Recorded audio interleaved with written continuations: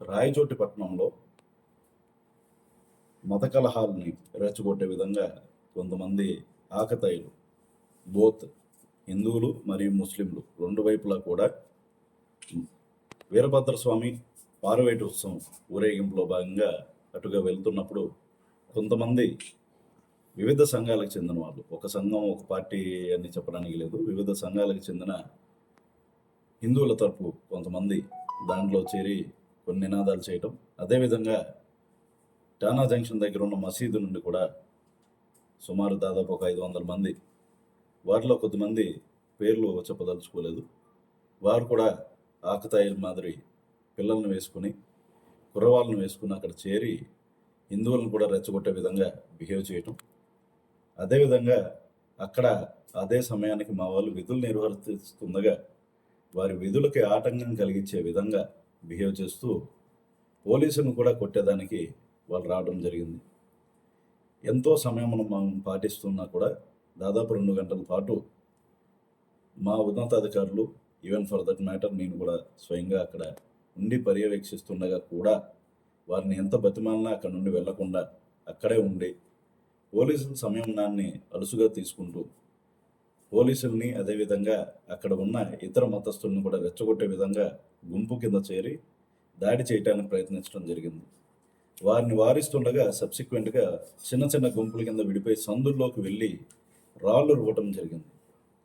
అదేవిధంగా హిందువుల తరపు కూడా కొంతమంది ఆ ఊరేగింపులో చేరి ఊరేగింపును అస్తవ్యస్తంగా తీసుకెళ్లే విధంగా దేవాదాయ శాఖ వాళ్ళు ఎంత వారిస్తున్నా కూడా వారి మాట కూడా వినకుండా చాలా హై హ్యాండెడ్గా అక్కడ వీరశైవుల ఉత్సవం అది తీసుకెళ్లే భాగంలో దానికి అసంబద్ధమైన స్లోగన్స్ ఇస్తూ అక్కడ రెచ్చగొట్టే విధంగా ఆ ఏరియాలో ప్రయత్నించడం. సో విధి లేని పరిస్థితుల్లో రాళ్ల దాడి, ఇటు ముస్లింల వైపు నుండి రాళ్ల దాడి జరిగింది, అదేవిధంగా హిందువుల వైపు నుండి కూడా కవింపు చర్యలు కొంతమంది చేసే క్రమంలో మేము స్వల్ప లాఠీచార్జ్ చేసి 2 వర్గాలని చెదరగొట్టడం జరిగింది. అయితే పూర్తిగా పీస్ఫుల్ పరిస్థితి ఇప్పుడు ఉంది రాయచోటి పట్టణంలో. దీన్ని చెడగొట్టేదానికి కొద్దిమంది పోలీసులు ఈ క్రమంలో రాళ్ల దాడి చేసే క్రమంలో మమ్మల్ని మేము కాపాడుకుంటూ వాళ్ళలో రాళ్ల దాడి చేసిన వాళ్ళని గుర్తించి కొంతమందిని అదుపులోకి తీసుకున్నాం. ఆ సమయంలో అక్కడ ఉండే పని లేకపోయినా సరే అక్కడ ఉంటూ గుంపులో చేరి మాబ్ మెంటాలిటీగా దాడి చేయడానికి ట్రై చేశారు. వారిని ఎంతో కష్టపడి మా వాళ్ళు ప్రాణాలకు తెగించి అదుపులోకి తీసుకున్నారు. ఈ తీసుకున్న క్రమంలో కొంతమంది ఆకతాయిలు ఇప్పుడు మాకు వచ్చిన సమాచారాన్ని బట్టి పోలీసులు అదుపులోకి తీసుకున్న వాళ్ళు ఒకళ్ళిద్దరు చనిపోయారని కూడా పుకార్లు లేపడం మా దృష్టికి వచ్చింది. ఇటువంటి పుకార్లు ఎవరు లేపుతున్నట్టు తెలిసినా, పొరపాటున ఎవరైనా ఇటువంటి పుకార్లు లేపినా వాళ్ళ మీద చట్టపరంగా తీవ్రమైన చర్యలు తీసుకుంటాం. వారికి సంబంధించిన యాక్టివిటీస్ మేము మానిటర్ చేస్తున్నాం. సో పత్రికాముఖంగా వారిని కూడా హెచ్చరించడం జరుగుతుంది. అండ్ ఈరోజు జరిగిన సంఘటనల వల్ల బోత్ సైడ్స్ మీద కూడా ఎవరెవరు కవ్వింపు చర్యలకు పాల్పడ్డారో, ఎవరైతే మత గురువులు, ఫర్ దట్ మ్యాటర్ కొంతమంది మత గురువులు మసీదులో ఉండి పోలీసులు మమ్మల్ని మోసం చేశారు ఈసారి కూడా అని, ఈ ఊరేగింపు అసలు దారిలోనే వెళ్ళకూడదు అన్నట్టు, అదొక పబ్లిక్ రోడ్ అయినా కూడా దారిలో వెళ్ళకూడదనే విధంగా ముస్లింలని మరింత రెచ్చగొట్టి వారిని మత కలహాలను రెచ్చగొట్టే విధంగా మాట్లాడిన వారిని అందరిని మీద కూడా మేము ఈరోజు కేసెస్ బుక్ చేయడం జరుగుతుంది. చట్టపరంగా సరైన చర్యలు వారి మీద తీసుకుంటాం. కేసులు పెడుతున్నామండి. ఇంకా డ్రోన్ ఫుటేజ్ ఉంది. డ్రోన్ ఫుటేజ్లో భాగంగా దాదాపు సుమారు 1000 మంది చేరారు. వాళ్ళలో మ్యాక్సిమం ఎవరెవరైతే అగ్రెసివ్గా బిహేవ్ చేశారో పోలీసుల మీద, for that matter of fact మన సీనియర్ ఆఫీసర్స్ అక్కడికి వెళ్ళి మాట్లాడదామని ఎంతో గౌరవంగా మసీద్ దగ్గరికి వెళ్ళినప్పుడు కూడా చెప్పులు కూడా వేయటం జరిగింది. సబ్సిక్వెంట్గా మా వాళ్ళు అక్కడ ఉన్న గుంపుని చెదరగొట్టే క్రమంలో వాళ్ళు రాళ్ళు కూడా పోలీస్ వాళ్ళ మీద రువ్వారు. మాకు సంబంధించిన కొన్ని షీల్డ్స్, హెల్మెట్స్ కూడా పగిలినాయి. సో దాన్ని బట్టి మేము సరైన సెక్షన్స్ వేసి అప్లికబుల్ సెక్షన్స్తో కేసెస్ నమోదు చేస్తాం. సండే ఇప్పుడు దాదాపు ఒక 10 మంది వరకు మేము అదుపులోకి తీసుకున్నాం. అది ఇప్పుడు చాలామంది ప్రతిఘటించి మేము పట్టుకునే క్రమంలో మా వాళ్ళని కూడా కొట్టారు. సో దాదాపు ఒక 3-4 పోలీసులు కూడా, వాళ్ళని కూడా మేము హాస్పిటల్కి పంపిస్తున్నాం. సో అలా అని చెప్పి తీవ్రమైన గాయాలు ఎవరికీ అవ్వలేదు. పోలీసులకి స్వల్ప గాయాలయ్యాయి. వాటి గురించి ప్రాథమిక చికిత్స అందటానికి పంపిస్తున్నాం. మేము వచ్చారా ఇక్కడ వల్ల అన్నది మేము గమనిస్తాం. ఫర్దర్గా ఇన్వెస్టిగేషన్లో అది తేలుతాం. స్వామి ఇష్యూ అయిన పీస్ కమిటీ మీటింగ్ అన్నది పెట్టడం జరిగింది. ఆ ఇష్యూలో కూడా బోత్ సైడ్స్ నుండి ఆకతాయిలు దాంట్లో ఇన్వాల్వ్ ఉన్నారు.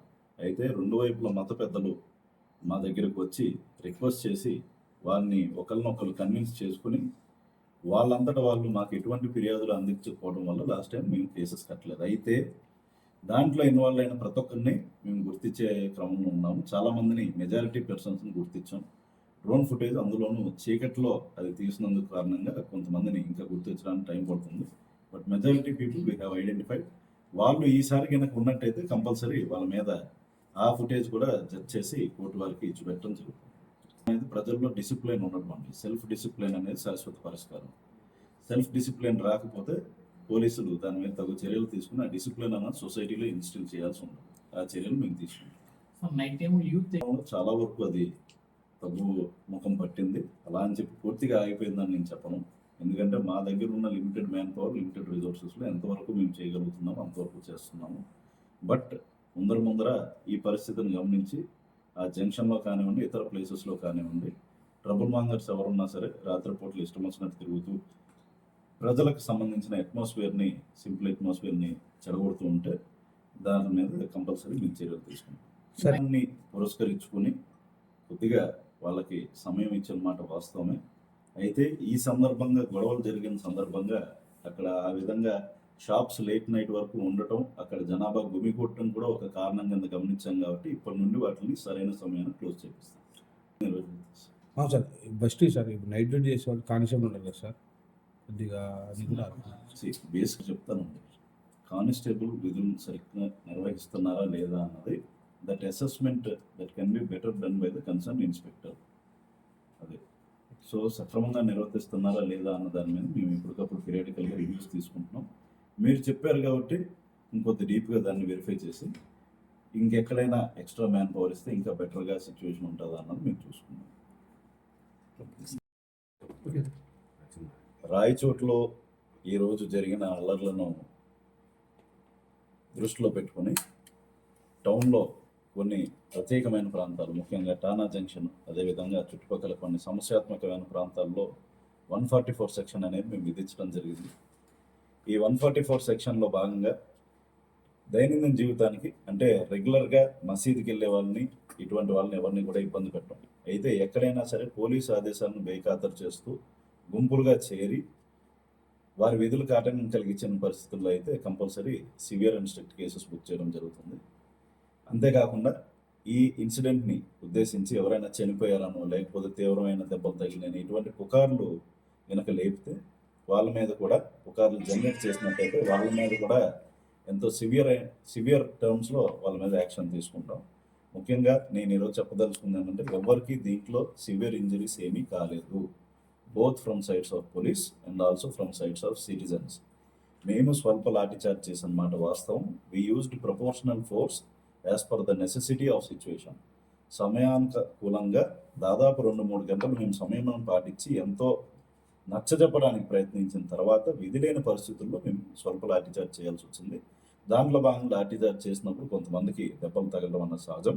వాళ్ళు చాలామంది తప్పించుకుని పారిపోయారు. దొరికిన వాళ్ళు మేము స్టేషన్కి తీసుకొచ్చి పెట్టాం, మా మీద రాళ్ళ దాడి చేసిన వాళ్ళు.